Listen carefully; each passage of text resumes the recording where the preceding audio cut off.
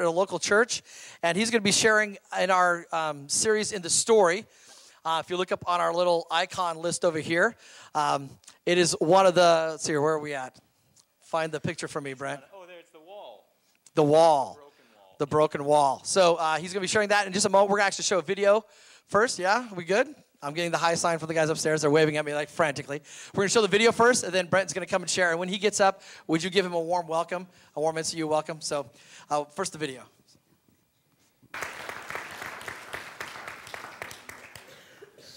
So we are in the story, chapter 17, and I asked Troy to play the video for you guys because it's a very big idea in chapter 17 that and honestly, the Babylonian exile is something that a lot of Christians may not know a lot about, but I think it's very important to understand what's going on here, and because of how much time I had, one of the big gaping questions that I knew that this group might have is, why did God decide to kind of stray from his original plan? And why was God so strict that the entire nation had to be taken into exile? What was the thinking behind it? So I played the video so you guys kind of get what in the story process is called the lower story. What happened? This is what happened.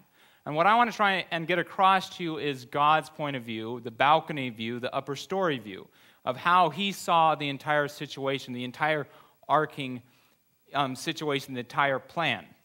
So when it comes to God's plan, I may have to go forward here. There we go. God has a plan for his nation.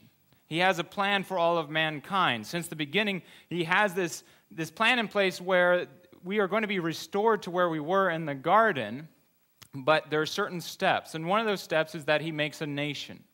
Now, you may think that because we're a week away from the election, you may think I already know where I'm going with this, but I'm not. I'm not going there. Because nations here on earth are just man-made, imaginary lines that any one man can cross at any time.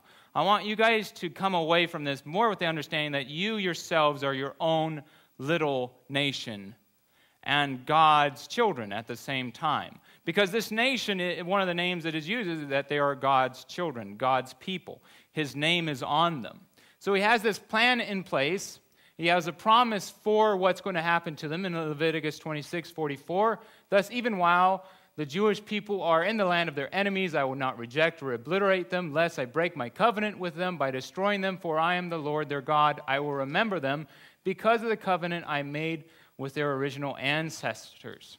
So why did we get to this point? Why did we get to the point where God said enough is enough? We've kind of been on this treadmill in the last couple weeks where it's been good king, bad king, good king, bad king. And you may have actually got to see some side of good kings that you thought you knew.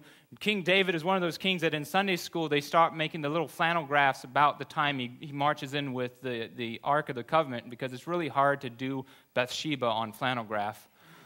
You've never seen Bathsheba VeggieTales going on, but that's another side of it that usually isn't portrayed. So we've been on this treadmill, and God eventually comes to this point where he says, enough is enough, I have to take a stand. I have to do something about it. So the Israelites have been pushing it. They've been trying God out, and God, honestly, in the Old Testament has been very lenient. He's had a lot more grace and compassion than I think that we give the Old Testament credit for. The Old Testament has numerous first chances, second chances, warnings, and honestly, God only punishes after he says he's going to. So of the last 6 kings in Judah, only Josiah, who began his reign at age 8 years old, was good. Now, if you go through 2 Kings, starting with chapter 21 to the end, one of the interesting things that they're trying to get across through their language is what makes a good king and what's a bad king. And one of the language they use is that if you're a good king, you come from David. David is your ancestor. If you're a bad king, they say, and they did evil in the eyes of the Lord just like their fathers. So there's the status quo, and then there were people like David, and Josiah was 8 years old when he started, and to differentiate between him and another king, one of the language things they do is they say that he has good people around him. You saw in the video that they found the book of Moses. That was given to him by a priest. The priest sent it to him. The priest knew exactly what he was doing. He said, go give this to the king. Let him read it. He was hoping that the king would read it and make the best judgment call from it. So Josiah has a group of people around him that are cultivating him, but of this entire era, if you give them the median age of 30 years for their reign, we're talking about 180 years that things have just been going bad. And it's so bad, in fact, that 2 Kings says that their nation is now as bad as the people that God cleared out before they moved in. There are children being sacrificed to altars. There's male prostitutes down at the temple as some sort of form of worship. We won't go into it. God cannot continue to bless Judah because it would send a confusing message to the people in Judah and the surrounding populace. From the beginning, God wants the people, his people, to influence the cultures around it. That was his goal. And that continues on today, even though we are not Jewish, as far as I know. Anyone in the room, we are that continuation. We are moving forward, and we are supposed to influence the world around us in a good way, not the world influencing us. And so God says, we're going to do this because if I don't, it's going to say something about me. And I'm going to elaborate it here. And so he tells Jeremiah to go and tell them the bad news, and prophets were killed because they were usually the bad news bearers. Jeremiah gets to live for a while. But he says that you will be taken into captivity into Babylon, and he even is very specific of how long they're going to be there. Over the next few weeks, you're going to be hearing stories about them in exile in Babylon, which are great, and they're very important for you guys to take to heart, because if you are in Lane County, especially in the U of O area, you are not conformists, you are missionaries. And you are going to have a lot that you can gain over the next few chapters of the story when you get to hear about people in exile where everyone around them is different and have a different set of priorities. All right, come on, remote. All right. And there is a line that you dare not cross with God. There is a line. God has a line that he draws. And it's not necessarily that he punishes people. God doesn't necessarily punish. What God does is he lets you fall into the world that you're so eagerly pursuing, because the world is as messed up as it is. In my community, it is a sad state of affairs. The recession has not helped, and I can't tell you the amount of sad stories that I have to deal with on a monthly, weekly basis, because people are kind of taking their own path. And so what God's line is that if you constantly pursue your way instead of his way, your boundary lines instead of his boundary lines, if you take control of your life, I'm going to drive, you get to be in the back seat, you'll be my God when I feel like being spiritual, then God says, I may eventually just let you hit the wall. Because I'm sure you guys can think of maybe friends, maybe people from high school that you left behind that you could just kind of tell these guys, if they don't get their lives on track, they're going to hit a wall. Can anyone? I had friends. I have people now. All right. So the first analogy to help you guys get the idea of where God's coming from is the Titanic. I'm so glad they re-released the movie in 3D because Hollywood's not running out of ideas. And this is not a real newspaper. If you pay close attention, it's The Onion. But I like the title because it's playing with the name of the Titanic.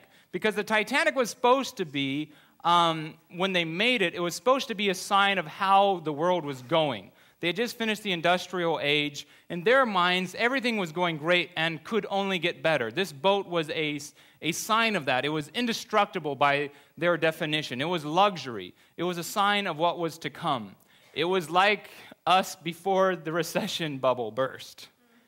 Nothing could happen. Please invest. We're only going up. We're never going to go back down. And the night that the Titanic hit the iceberg, inside the Titanic, they had people who operated the main communication line, telegraphs. And part of their job, though, because it was a luxury liner, was that they would send out telegraphs to the passengers' friends and family, and they'd go back and forth. And these operators were also supposed to be the ones who got warnings about such things as icebergs. The big problem was that the operators got tips when they went and delivered a telegraph to someone's room, especially the wealthier people on the upper. You guys saw the movie. Those people upstairs, they gave you a tip, and so they were a little bit too focused on the individual personal telegraphs than they were about the ones saying, look out. In fact, one telegraph operator was being told about it. He says, look out, there's icebergs, and he telegraphs back the word, shut up, shut up. He was busy. I'm busy. And we all know what happened. They sunk. So now the Titanic has a different name for it, doesn't it? If you think about the Titanic, it's never a good connotation. The girls' volleyball team was doing good until halftime, then they sunk like the Titanic. That's generally the way the words go. My eldest daughter plays volleyball. And maybe that's why it came out of me. So God has a name that he's placed on his nation, and if the nation doesn't turn around, if he keeps on giving them second chances and third chances and fourth chances, what he's afraid of is that not only will that nation have a bad name, because his name is on it, he's going to have a different name than I am. He says, I am God, I am everything. I am the only God. I am the one at the beginning, I'm the one at the end, it's me, period. And if they don't come around, that his name will be like the Titanic. So he has to do something. So when I did the sermon the first time with my congregation, this was the title I gave it, Don't Push Your Luck. And the reason I gave this title is that it was, have you guys ever been with your friends and you're talking and all of a sudden you say something really embarrassing, you don't know where it comes from, you're like, I'm so sorry, you guys. I'm so sorry, I don't know where that came from. And it wasn't that you said a swear word or you said you divulged something about your past. What you said was something your parents always said to you. You actually said something. Has that happened to anyone yet? I saw someone have a very guilty laugh. Because it's almost like that Jekyll and Hyde moment. Oh my goodness, I'm becoming one of those monsters, my parents. I'm so sorry. This happened to me, though. These words came out of my mouth when I was at school here, and I want to share that story with you because if I let you into my story, maybe it will help you sort of open up to God being part of your story. When I was at school here, I was a transfer student. I was an owl, and spring break, my first term here, my wife and I were preparing to have 3 foster kids move in. We had been foster parents in the past, and this was new to us because they were older kids. We'd never done older kids. We always liked toddlers, because if a toddler says no, you just go and pick them up and move them, and you say, who won that argument? And my wife and I had this agreement because we knew how bad the foster care system was that we were going to hold on to kids until they went home to their parents or we would adopt them. And the only reason we took these kids was that we were almost positive that these kids were going to go home to their parents. Their parents were going to figure it out. And in fact, the social worker told me the words, 3 months tops. And now I tell other foster parents the story, and they all go, oh yeah, you fell for that one, 3 months tops, huh?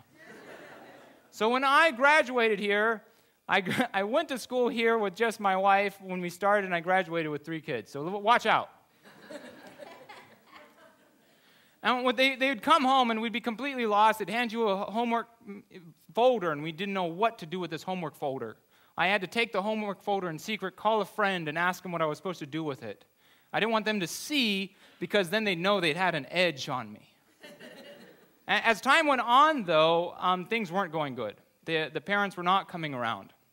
And eventually, we received the call saying that it was not going well. Their relatives weren't willing to take them, and they asked, would you guys consider adopting them? And this was a huge question. It was a definite, a time in my wife and I's life that we went on a new path if we liked it or not. And we said yes. Now, what happens when you're a foster parent, you're just trying to keep the kids alive and healthy and happy. You take them to appointments. They don't have to accept you because you're not their parents. But now that they were becoming my kids, I started thinking about it. These were going to be my kids. They were going to have my last name soon. In 3 to 4 years, no one would remember that they were adopted. I didn't want to be one of those adopted parents that they're 16, we adopted them when they were 2, and now they're in the principal's office, and my excuse is, oh, they're adopted. I don't know what happened. I was now going to have to really invest in them as a parent. And my favorite story when it comes to this is Halloween. My wife took the girls in to get Halloween costumes, and they came back. My eldest was the devil, and the second oldest was a witch. And Is there any PKs in the audience? Yeah. Is there any expectations of PKs? Yes. Any bad, attitudes? So me and my wife had a colorful conversation later where I said, were you not present when they picked out these costumes? Did you pay for it? Did they steal it? What happened? We work at a church. You could have just saved money and got a Sharpie and written 666 on their forehead and wrist.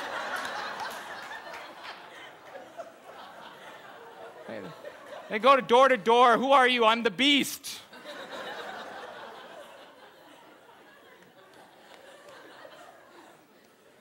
They were our kids.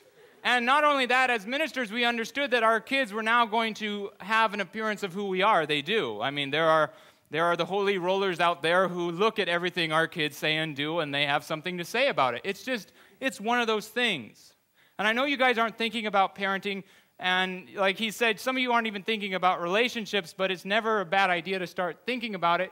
But this is the mind frame that God is in with his people. When he's thinking about his entire plan for mankind to get them back on track, he's thinking, these are my people, and if they are my children, they have my name written on them, then what they do, the way they act, matters.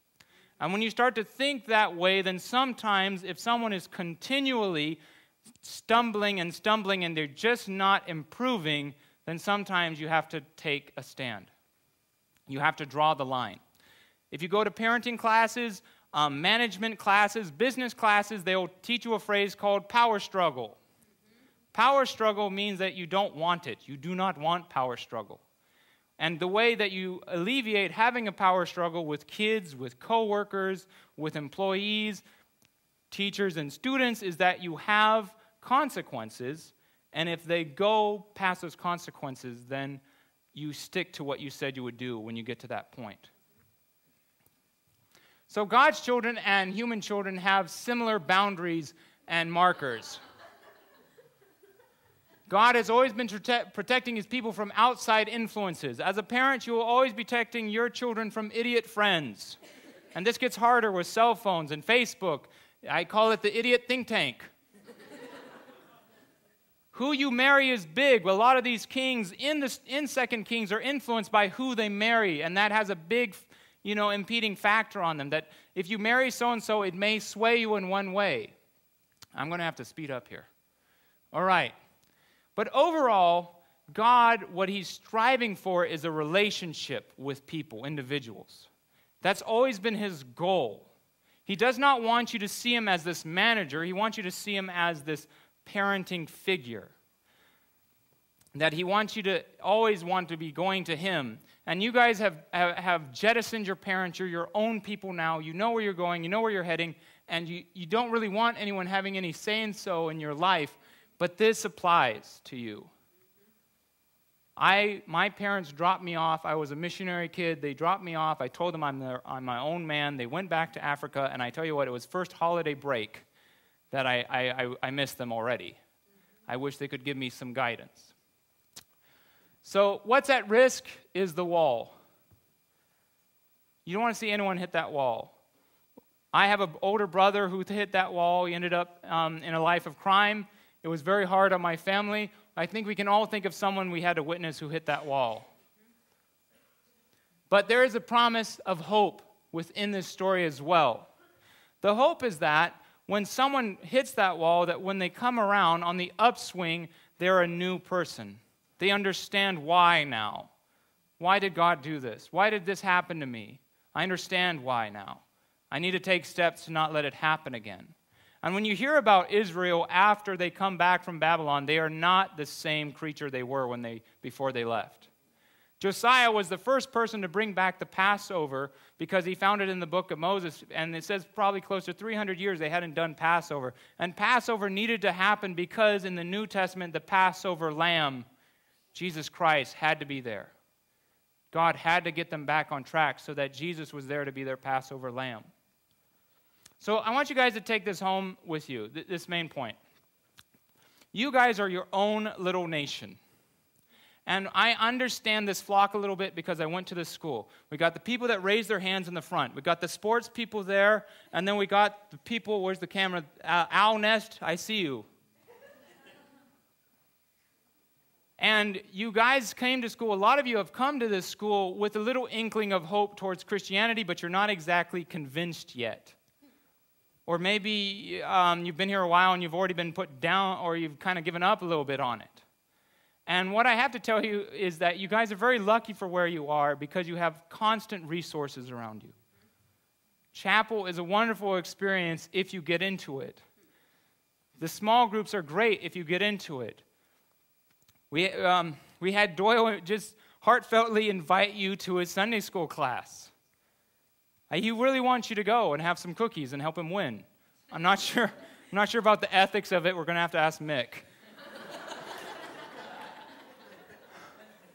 But the offer's out there. And what you guys need to understand is that your faith, while you're here at school, has absolutely nothing to do to the people on the left and right of you. You have to take the steps to make it a positive influence on your life. Amen. They can have all the small groups, and I live in the country, so I always use the phrase, you can have a horse and lead him to water, but you can't make him drink. Jesus stands at the door for you guys and he knocks. He does not kick down the door, rip you away from your Xbox 360, and drag you to a small group downstairs. They politely invite you. They encourage you. They ask you repeatedly. But you have to take those steps. But at the same time, when you're outside of this community, you could influence the people to the left and the right of you. Amen. That's our calling as God's children as we go out. And we're in quite the area to do it. You guys are in quite the area to do it. Where my wife and I are in quite the area to do it. You're like, the biology term is that you're a semi-permeable membrane. There's our biology teacher here. I want to show that I remember something. Your influence doesn't come in on you, but you influence the world around you. I'm not asking you to all become Amish. I'm telling you that you should influence the world around you, not vice versa. And tonight's quite the night to do it. All right, I did it. 25 minutes. So how about, should I end off in prayer and let him go? Yeah. Is that all right? It's kosher. All right, how about we end off with prayer, and I'll be in the lunchroom with, if you guys want to talk to me, and there's everyone in this school that works here would be willing to talk to you. Lord, I thank you for this great group of students. I thank you so much that since I've left, there have been new students that have taken on the mantle of your ministry, even here on campus, and I pray that that would continue, that people would be discipled and brought up. And most of all, Lord, I pray that we would always hold true to why we should stay on your path, why your boundary markers should be our boundary markers. It's not because you are a joy killer, but that you are a loving Father who only gives good gifts. I pray that you would give us ways to know that you are with us in this so that we can trust more and more our life to you. I pray for this group as they are in an area that is a mission field, that you would just walk with them, protect them in the front and in the back, be in their mouths to tell them what to say. In Jesus' name we pray, amen. You are dismissed.